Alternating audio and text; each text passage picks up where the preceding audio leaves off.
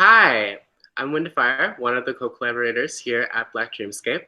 And today for our Thought Pathways, we have a special guest today with us. Um, Today, we have with us Toni Asante Lightfoot, who is a graduate of Cave Canon African American Writers Workshop and a teacher. Sorry. I am horrible at pronouncing things. Even though I've heard that word, even though I've heard Kavikanem a whole bunch. She is a co-founder of the poetry collective of the Modern Urban Griots. She's also a leader of the of the National Arts Organization Blackouts Arts Collective, and she was the president of the African American Writers Guild, founded by Marita Golden. In 2002, she became the business and outreach manager Guild Complex in Chicago. And now she has gone to school for massage therapy and practices mainly Chinese medicine and acupuncture. Anything else that you'd like to add on in your own words? I still perform every now and then, and you can find my writings online as well because I've submitted to a couple of online journals. And I'm pretty active with, I guess, my Facebook page. You can see different things on there that I'm doing and have done. Awesome. Okay. So I guess, again, this is part of our Thought Pathways series. So today we are finding out what your thought pathways are. So what does rest mean to you? So I actually was a horrible insomniac throughout my college years. And for several years after that, many friends can tell you, like, they're like, oh my gosh, you're such a night owl. It was like, no, I was just not sleeping. I had a group of friends that they worked the late shift. And so we could hang out until about 6 o'clock in the morning. And then I would catch cat naps throughout the day. And I just had so many things on my mind. In Chinese medicine, we say that the spleen is overactive, right? When the mind is overactive. And so just constantly thinking on the past, thinking on things that I wanted to do and why I couldn't accomplish them, and just telling myself really crazy narratives. And then as I got,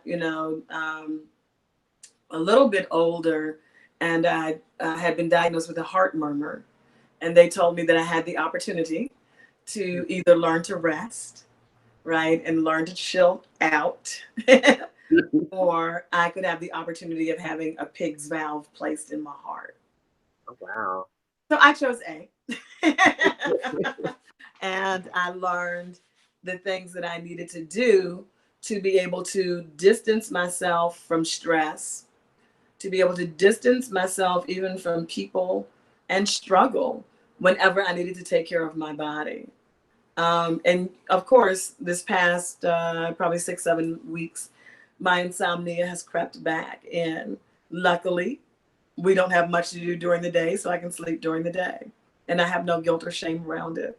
I feel that every moment of rest that I'm able to get is a vision of joy for my ancestors, right? They weren't able to rest.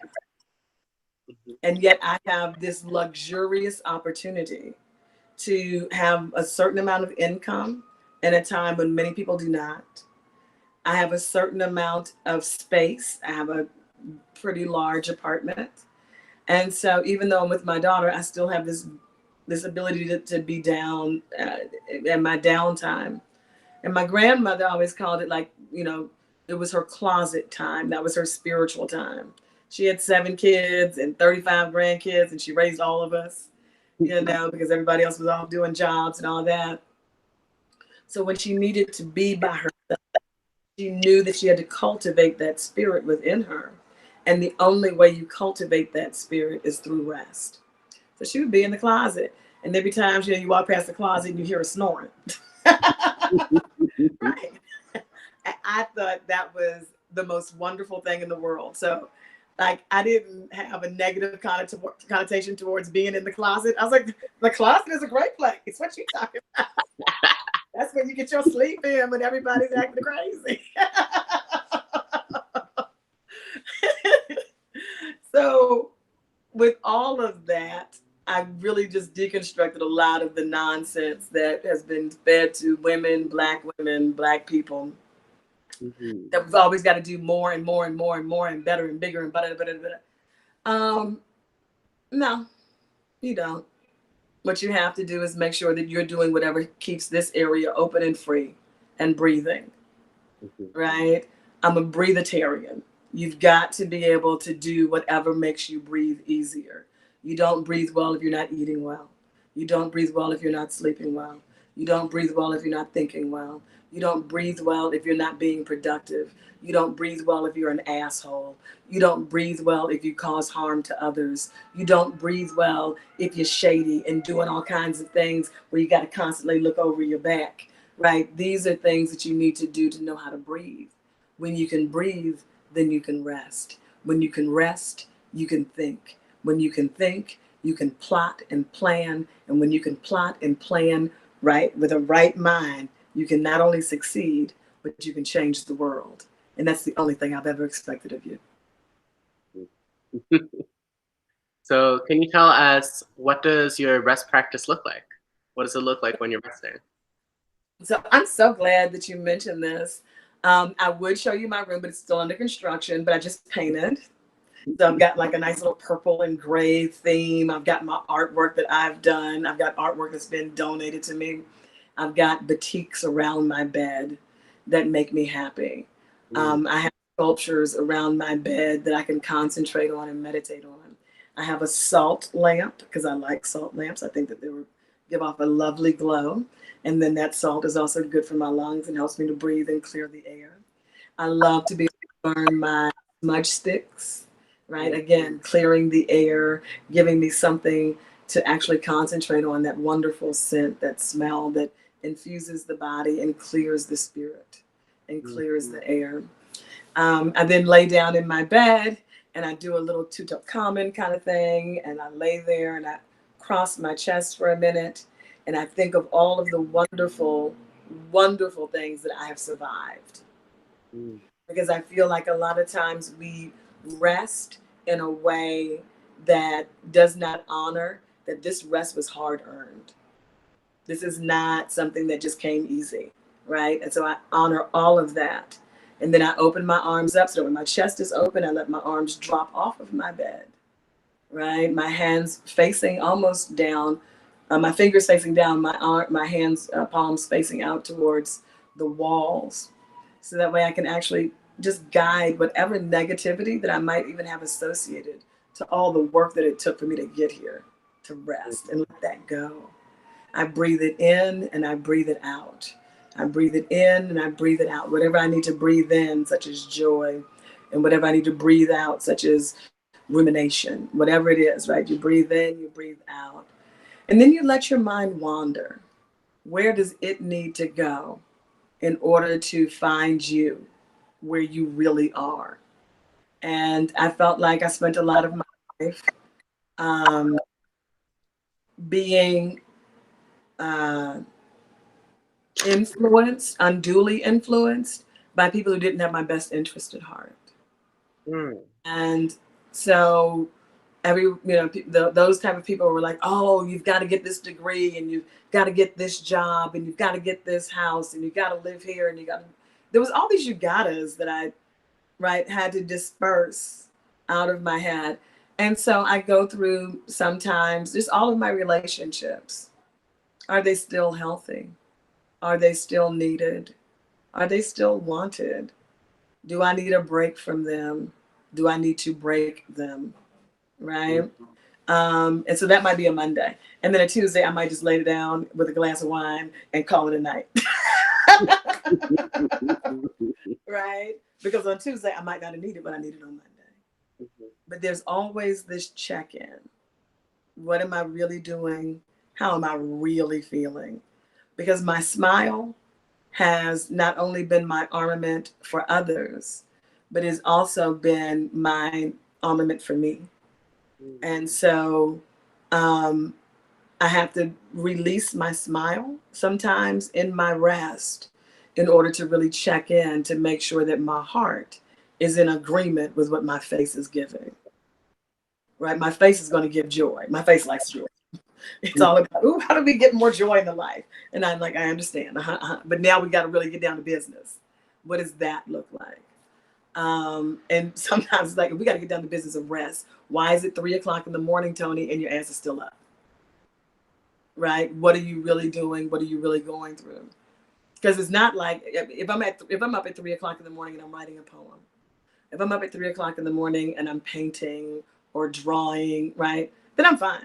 That's just the muse that attacked me really late at night.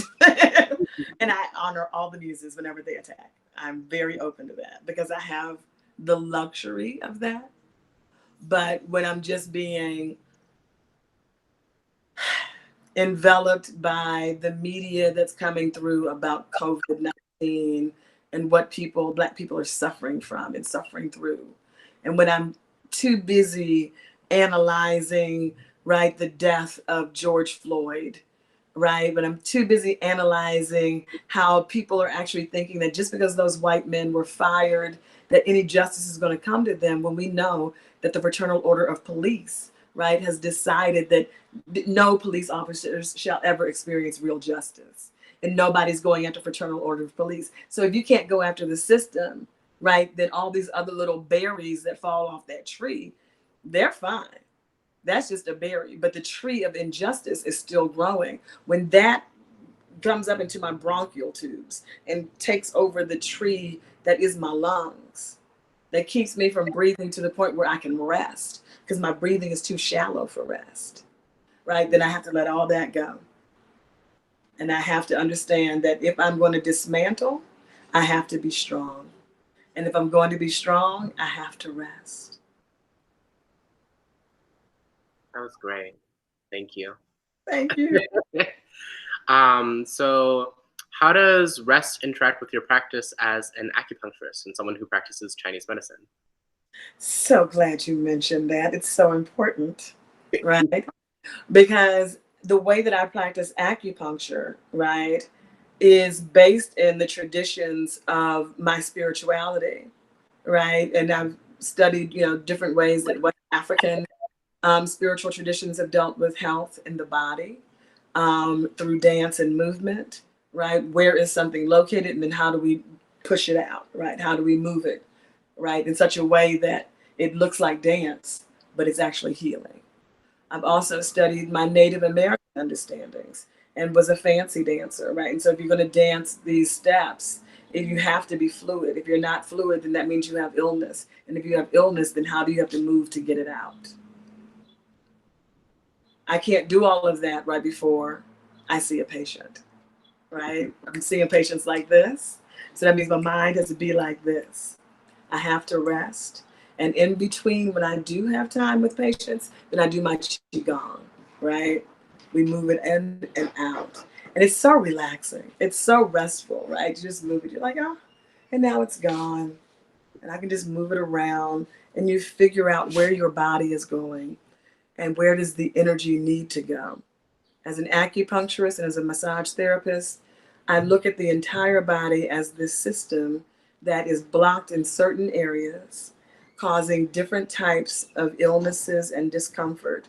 And now I need them all to come together and flow internally, externally, well. But I can't do that if my mind can't see where the energy can go and should go. I can only do that if I am rested, if I am at peace. And so all of this that is outside, we say we put up an iron curtain, right? So that way between the patient and me, we are fine, no matter what kind of turmoil is going outside. My medicine, the Chinese medicine, was created during warring times and pandemics. We are in warring times and a pandemic. This is the most perfect time to be an acupuncturist, right? Massage therapist. So I feel like, ooh, I was perfectly placed in this moment. That also helps you to breathe and again to rest. Thank you again. Sorry, I'm looking at my questions. How did you get into Eastern medicine? So what had happened was I had the worst headache of my life, and went to the doctor and went to the hospital, and they were like, "Well, um, we don't see anything. You're fine. And if not, here's your discharge papers." Now, in the discharge papers, which I couldn't read because I was going blind at the time, but they didn't tell me, it said if you don't experience any relief in 24 hours, excuse me, come back. Well, I didn't because I didn't read it. Mm. So a week later, I'm sitting at my job and weeping in pain. And my boss comes over. She's like, go to this place. It's an acupuncturist. It's an acupuncture school. They will help you. I was like, whatever it takes. And I got in my car and went there. And they did a little something, and I felt a little relief, but just not enough. And then I tried massage, and then I tried, chiropractor and everything, and went back to the acupuncture school. And when they looked in my eyes, they did this whole thing. They're like, "Ma'am, you have to go to the hospital immediately. Right? There's something really acute, and we can't deal with it." They were at school. So I went to the hospital, and I had brain surgery like 2 days later. Oh, wow. And by the time I had the brain surgery, I was blind and partially paralyzed. Partially blind and partially paralyzed. So I went through the Western medicine protocols, and they got me to a certain point, but I still had full feeling in my arms and hands, and I still didn't have full vision. I went back to acupuncture though, and they said there's nothing else they could do for me, right, in Western medicine. So I went to acupuncture, and within 2 to 3 years of massage, acupuncture, and herbs, I had full feeling in my arms and hands back, and most of my vision back, right, that I had lost. And I stopped having like these horrible, crazy headaches and all of that came after the brain surgery. Um, and so thank God the economy turned sour, right? So by 2010, I'd lost my job. Yay! And then I went, literally was getting on the bus from losing my job, and it said, try massage therapy as a career. I said, yeah, I'm gonna do that. So I did it, not even knowing much about Thai massage, shiatsu, tui nam. And I just fell in love with the medicinal qualities of physical touch, right? And how you can actually, if someone's having frozen shoulder, you can push in here, move it back, have them move it, rotate it. And in 2 or 3 treatments, they can raise their arm, above their head. Like, who doesn't want to do that magic? I love all kinds of magic, especially when I study them, right? And you make it scientifically proven, right? This actually works, and I can show you on your own body, right? I think like that's the best. That's awesome. How does your spirituality influence your rest practice? Oof. So I'm an Oya kind of gal. I like wind. I like chaos. A lot of people look at me like, you like chaos? Yes, honey.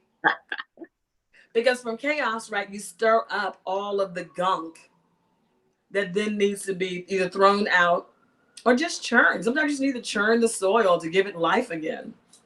So I do all of that. And how do you churn the soil sometimes? You actually just let it rest, right? You let your field go fallow. You let it rest. So this past week, my daughter was out of school 2 Fridays ago. This past week, honey, my field was fallow. I did not do a thing. I tried to, and I thought about it. And when I thought about leaving the bed, I was like, why? Really, why? What will you do right now? Now, being also an Oya means that I carry weaponry all the time. So how would I be of service in the world, being so ready to chop off some people's heads at a time when people are in an insurrection? I could not have added any peace to that because I didn't want peace. I was saying to myself, burn all of it down. And if I'm thinking that, I'm not in a space where I can be around people who actually will. right? And so I'm like, okay, so let me back this down and let me do what is actually more productive for me, which is to rest my behind before I burn all of this to the ground, right? Because I was born in 1968. I have no fear of fire. I was born of people who burned down a courthouse, an old courthouse road in Virginia twice, right? Because we don't believe that you should actually have a courthouse on land that you stole. So we burned it. I love fire. I will burn all of it to the ground joyfully. But I wasn't sure it would be productive. So I had to stop myself. And that's what rest does. Rest makes you sit down and go, really? At this moment, do you need to be in jail? Really? I mean, like, would that actually be productive? Because if it's productive for me to be in jail, oh, I'm up in jail. I ain't got no problem with that. I'd make all kinds of friends in jail. I'd be a real good mama in jail. What? Very clear on that. That's not what I'm afraid of. I'm afraid of that being in jail, then I won't be able to be productive in any other way. Like, especially with my daughter.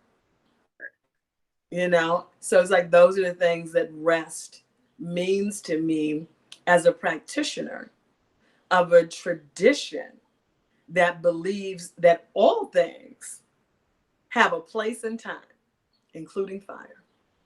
I had to find my place in that time. The Patakis that speak of Oya taking fire from Shango, right? I believe in that as a necessity, that women too have to be not just the bearers, but the workers of fire. So how do we turn that into the best ways? You don't get your best visions until you're well rested, right? You think of even, the great saint Harriet Tubman. Her best visions came when she was out cold.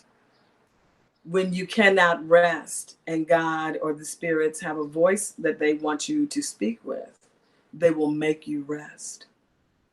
When I was in that hospital, we called it mourning ground. I was there for 9 days and nights. I was on mourning ground. I had so many things that I had to either decide to live through or die through. I was 36, the number 9. I could have chosen life or death. I chose life. And in that, I took the responsibility for it. But in taking that responsibility, to know that for me to live, really live, and to thrive, I was going to have to learn how to rest and believe in rest as a beautiful thing and not as some kind of lazy, right, approach to life or getting away from life. We've been told so many horrible, horrible lies about rest, right, by people who are so yin deficient. They don't have enough fluid in their body to be able to understand that the act of lying down is actually comfortable. Those people don't find lying down comfortable. They're too anxious, right? They're too filled with whatever else is out there instead of filling themselves with themselves. And I just couldn't do that. I have honored in the best way I can my ancestors and all of their work by laying down. That's amazing. I keep on saying that, but it really is amazing. I love you so much, baby. Oh my goodness. So that's all we have for today. Thank you so much for doing it went by so quickly. Yeah. Well, you're awesome, honey. Love you. What's going on with the hair? You make me very happy with it. I like this. Thank you. I like your hair too. This is the COVID-19 fro. This is the Just Made Ocha fro right here. Oh, I like it. I like it. No, you did a good job with that. So where can we find you? I don't know. No, okay. So I guess I'm on Facebook. You go to Toni and then my last names together. Asante Lightfoot is one word. Don't go to the one that has 2 or 3 names for me separated because I don't know how to do that Facebook page, and they won't let me get rid of it for some reason. And so yeah, if anybody wants to see, what I'm posting, that's fine. If they want to contact me, I would go through Messenger with that. I'm really bad with email. Don't ever email me without texting me first. And I'm not giving out my phone number because I'm not having that happen. But yes, please, anything that I can be helpful with, I'm always here to help. And so please feel free to messenger me. Please feel free to, again, check out what I'm checking out on Facebook. Most of my posts, I think, are public. Um, if you feel like you really need some other kind of work with me and that my spirit is connecting with yours, then please, again, feel free to messenger me. If you don't have Facebook, um, can they come through you? Because I'm not going to give them my phone number. Yeah, yeah. If you want to hear more from Miss Toni Asante Lightfoot, you can leave a comment or message us, and we can direct you to a place to find her. Again, a big thanks to you for coming on, but also a big thank you to the Office of Public Art for Pittsburgh for funding us so that we can have these conversations, so we can have these people on our show. So if you like this, make sure to follow us and subscribe to our YouTube, to our Instagram, to our Facebook. I hope you all had a great time, because I had a great time listening as well. And join us next time. Thank you so much. Bye. Bye bye, my love.